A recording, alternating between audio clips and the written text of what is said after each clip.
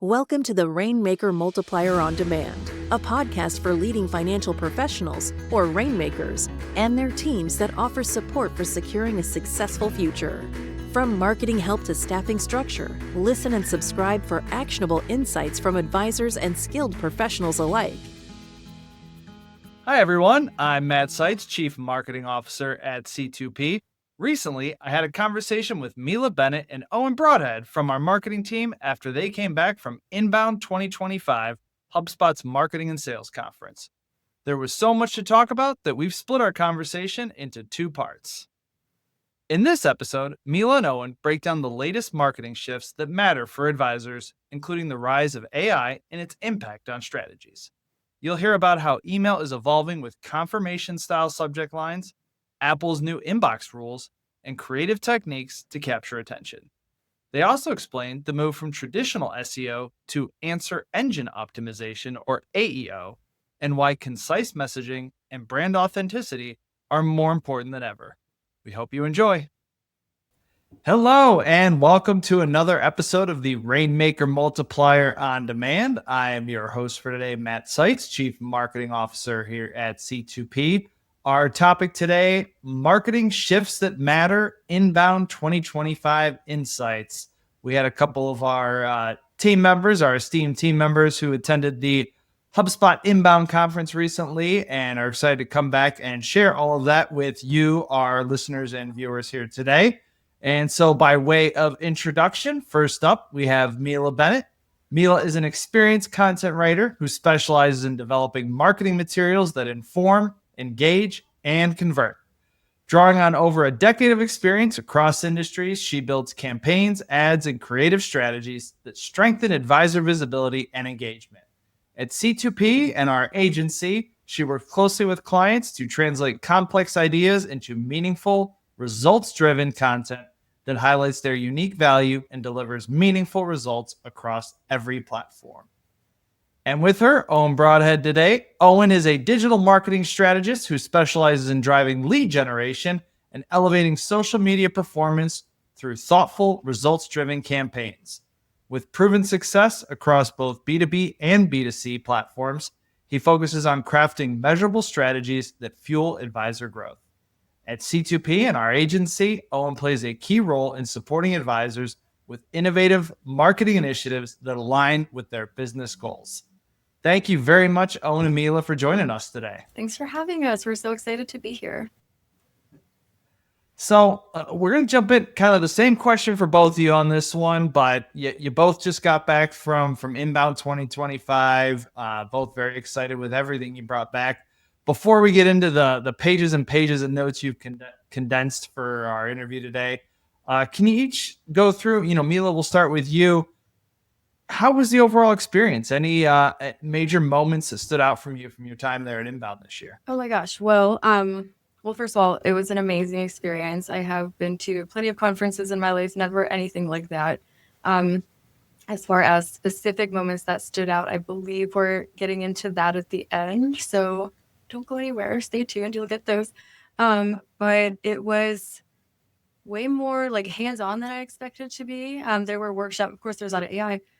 There were workshops also about how to, I guess, become more flexible with the way you do anything. Like they were just hands-on. And then I feel like I do a lot of continuing education at work. I do a lot of like working with all this, but I feel like being there and seeing everything knit together really filled the gaps in my knowledge. And it was great. I loved it. Oh, glad to hear. How about you, Owen? Yeah, thanks, Matt, for the introduction and for the opportunity to be here today. I really enjoyed Inbound. To me, it kind of felt like tech camp. And it's funny because usually digital marketers and back-end web people are kind of introverted and keep to themselves a little bit. But once you start to kind of mingle around a little bit and realize that you're all there for the same reason, you start to become a social butterfly and connect pretty fast. And I don't know if you've ever been to Inbound, but now they have these things that you wear around your neck. And they have a little button on them that you can make connections with people, which made it way easier to get out of your shell. So, you start talking to people and then you make a connection. They automatically go into your app and boom, you've got a connection right there.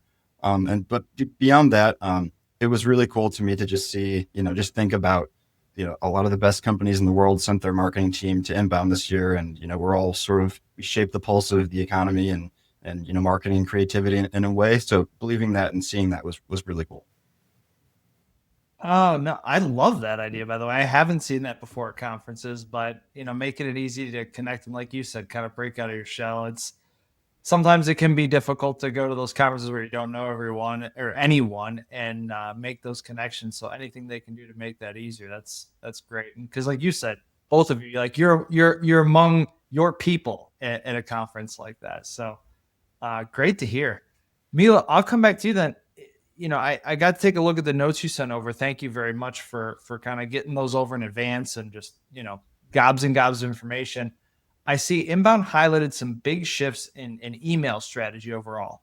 Can you explain why things like confirmation style subject lines and Apple's new priority placement rules are changing the way that advisors should think about their inbox presence? Yes, this was a big theme, and I have Jay Schwedelson of Guru Media to credit. I went to, I think, all of his panels, and he really is a genius when it comes to this stuff. A lot of it is counterintuitive.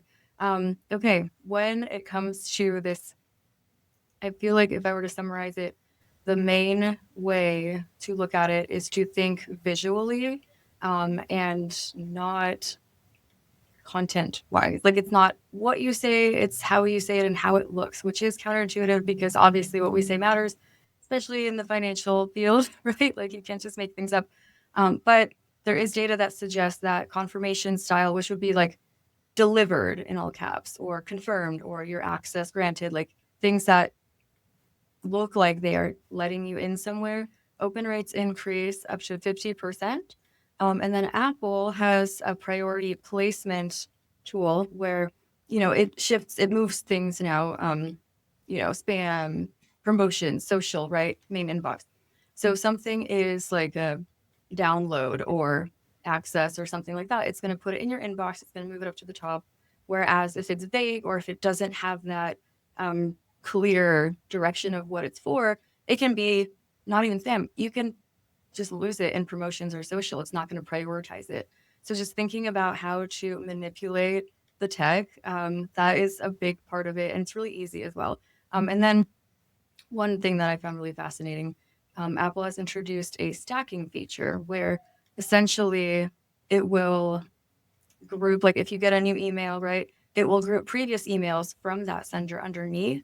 So what you can do then is use your back catalog as a marketing tool and make sure that any emails you send with links or anything, those are live still, because those will show up. And you get, there's data that suggests 49% more opens on emails 90 days or older.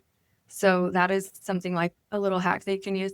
And then, yeah, I think summarizing all that, it's what we think is valuable as marketers or as advisors or as, anyone giving anything to the world is not always what people as a whole gravitate to off top, right? So you don't want to lead with your highest value thing, but rather meet the person where they are, like meet them there and think about what you like, right? What you gravitate to when you see a full inbox, like what do you open first? That's always the fun exercise.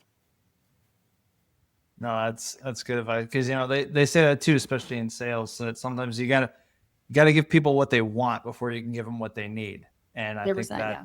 what you're speaking to certainly says that.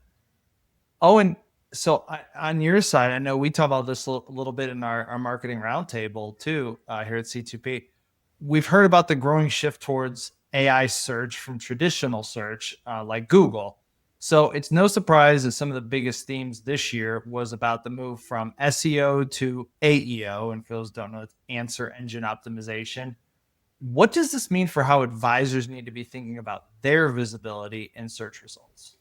Yeah, so essentially what used to be the gold standard for a long time was Google, and it operated completely differently than AI. And Google's mission was to organize the answers to the world's questions.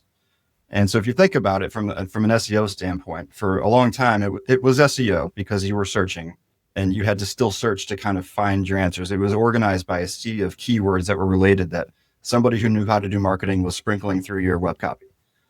So it's no surprise that we want faster answers and information. And why are we using AI? Because we're getting the answer that we wanted faster, and it's tailored to you because it knows your intent.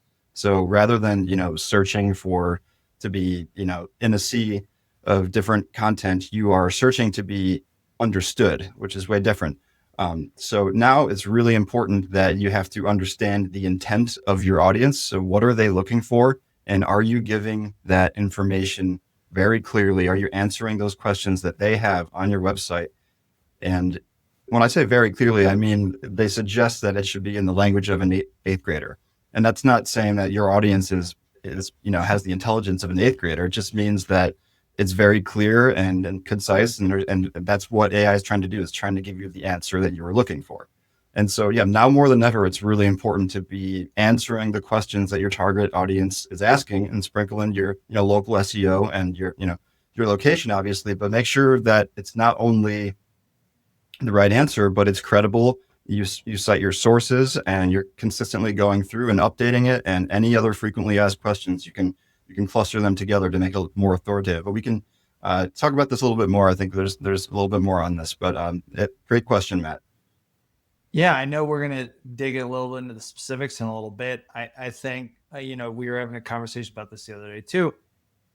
It's going to help for advisors, business owners, marketers to be thinking through the implications on, what they've done traditionally with SEO as well, just to reframe expectations. Because I was not at Inbound with you this time, but in some of the readings I've had of, there's going to be more and more of what they're calling the 0-click conversions, where Google is going to be answering more and more of these questions because of the AI that they have built in, where people aren't going to be clicking through to your website as much. But if you're found in that answer, you're still going to be the one they're thinking of. So I think things like that are going to have a profound impact as well, of just reframing our own expectations. Exactly. People are getting your website content without going to your website. Ideally, if you're doing it right, that's the goal, is to show up in those AI overviews. So Mila, it seems like people's attention spans, I'm glad to say this because it's not just me, but people's attention spans in general are getting shorter and shorter. I think it's like the TikTok and the Reels environment that we're in right now. But this should stress the importance of having your written messaging grabbing your audience's attention like within seconds. The quicker the better. How can advisors create those "you get me" moments upfront in emails or web copy before diving into the details? Yeah, that is a great question. And you're so right. It's goldfish level attention span, and it just keeps getting shorter. So we just went over how to make your email stand out. Using white space, right, means using less text. That's one thing. The next thing is branding, right? Because I went to a really great panel with Kate DeLeo, and she says, this is a direct quote, brand is the path of least resistance to revenue. Okay. So essentially that's doing the heavy lifting for you. If people know who you are and what you do and what you can do for them, like very clearly and specifically, they will gravitate. And, obviously, if you've been listening to this podcast already, you know all about, differentiators and niches and how those are going to be your biggest money makers, right? We're not appealing to everybody, but to your audience. So as far as creating that you get me moment in things like email or web copy, there is a formula called the brand trifecta, which is also something that Kate DeLeo has, I believe it's got a registered trademark on it. So it's a proven messaging model, and it has 3 components. Number 1, your tagline, what you do, plus number 2, value proposition statement, how you solve your customer's problem. And number 3, your differentiator statements, how you differ from the competition. And it has to come in that order, A plus B plus C. And then storytelling comes after that happens, right? So for B2B brands, it's what you do. For B2C, right, it is promise of the experience. So, you're not selling your service, you're selling how they are going to feel after interacting with you, buying your product, things like that. And she gave us this really great example of, for example, a tax service. Feel the difference between these statements. I do taxes versus I make compliance effortless for small businesses, right? the vibes. It's about vibes, and the vibes are basically how you how you create the "you get me" moment, how you attract your people. So, uh, you know, Owen, I think when how Mila talked about the branding there and the positioning of how they stand out, I think the other thing that really stood out was how HubSpot and Inbound, they're really trying to break the traditional marketing funnel of uh, of how you're engaging your audience today. And what they called the loop marketing framework was introduced as their alternative. Can you walk us through what that loop framework is and how, kind of, I guess, the benefits that it offers? I can, and it's funny that HubSpot is trying to break the marketing funnel when they're the one that also created the traditional marketing flywheel that we've all been kind of using for the last better part of a decade, which is the attract, engage, and delight. And how that broke down was because there was a lot of time in between the attract and the delight for the conversion. I mean, for a long time, it was good to build trust, but as things have moved faster and conversions are happening faster, the loop is sort of the evolved version of that, where you, like Mila was saying, and one of the motifs of Inbound was to meet them where they are. And it does come back to a human level with the loop, because they say to keep a human in the loop, to keep an eye on your campaigns and where people are coming, so you can tailor your campaigns to reach out or post this content here and there. But loop is really just finding where they are in the loop of your marketing funnel and then meeting them right there. And whether that be a webinar, a LinkedIn post, ideally AI, if you can meet them right there when they're at, that would be great. But it's an ongoing relationship. It's not a single path. So to build consistent AI liftable content so that prospects can re-enter the loop at any time. Yeah, I like that. I know when you showed kind of the graphic before, and certainly if anyone wants to check that out, please reach out to us. We'll have everybody's contact details in the notes from our podcast today. But it makes sense. We all know that the buying journey is not always linear. And so this framework kind of allows for those different touch points. And it's what we are doing, that the two of you with the clients that you work with here at the C2P agency, but the listeners out there, hopefully you're all doing this, is creating that content at the different stages in the buyer's journey, because it isn't, that linear cycle. And so creating pieces that are going to educate along the way and meet them where they're at, like Owen said there. Sounds like you were at Inbound, Matt. Are you sure you weren't there? I wish I was there. I wish I was with you two this year. Maybe next year. Mila, when I saw this question in my notes, it piqued my interest because it seems like one that our listeners could have some fun testing once they hear your explanation of this. But I heard that Inbound shared some unconventional subject line strategies, such as negative emojis, selective all caps, and brackets. How can advisors be experimenting with these without losing professionalism or trust with their audience? Yeah, this is a great question. I feel like unconventional subject line strategies was such a big part of Inbound, especially for me, because there's so many things that end there, right? Like if you don't grab interest with the subject line, it's gone, and maybe your email will forever be lost in the spam. So negative emojis perform better. I don't have a number for you, but if you have a negative emoji in your subject line, that will be opened more often than any positive emoji, which, this is also a thing that I've seen on TikTok, is like, if you have like a shady take about something, that video will get more views than anything positive. So I don't know. I mean, do with that what you will. Also, the party emoji, like that party cracker one, and the green check mark apparently do horribly. So we don't ever want to put that in the first line. All caps visually also draws the eye, and then the brackets. So the brackets basically, containing the all caps makes it look less scary, right? Like less like you're yelling, but rather like it's an action item, right? Like if you imagine like a CTA button, right? It's always encircled by something. That's what the brackets visually do. So it doesn't look like your subject line is yelling at you, which is, you're like, I don't want to open that. That looks spammy and weird. So things like that. And then this is a suggestion I got in another panel. I don't think I recommend this for advisors specifically, but if you're adventurous, you can try it. They said to try spelling at least one word wrong, or like putting in some kind of, pun that makes people do a double take and they're like, wait, what? But just something a little bit off really helps you increase interest and, draw people there. How can you experiment with this without losing professionalism or trust? My simple answer for this is to, if it feels weird, don't do it, right? Going back to the branding, you want to own your voice and personality. And if it seems like it's so not you, I would not suggest it. If it seems like a little offbeat, but something you might get behind, give it a try. And that's what's always going to keep everything gelled together. I mean, the worst thing that can happen from these experiments is you end up sounding like someone else. Well, obviously, the worst thing is that people unsubscribe because they hate it. But really, if it sounds not genuine, it's not going to get the results that you want, because we do have so much content coming in all the time. We're inundated with messages, right? There's marketing coming at us constantly from every channel, which is like, yay for brands, but also we have like newsletter, email fatigue. Like, we don't want to clean up that inbox.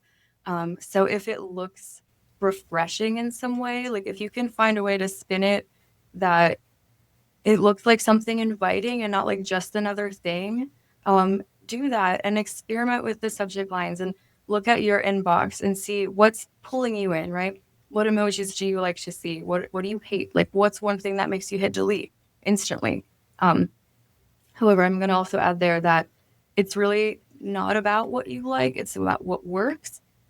That's what Jay Schwedelson says. I personally think there's a balance there. You can't do things counterintuitively, like to you. Like, you can't do things that feel wrong, because everything will just be skewed.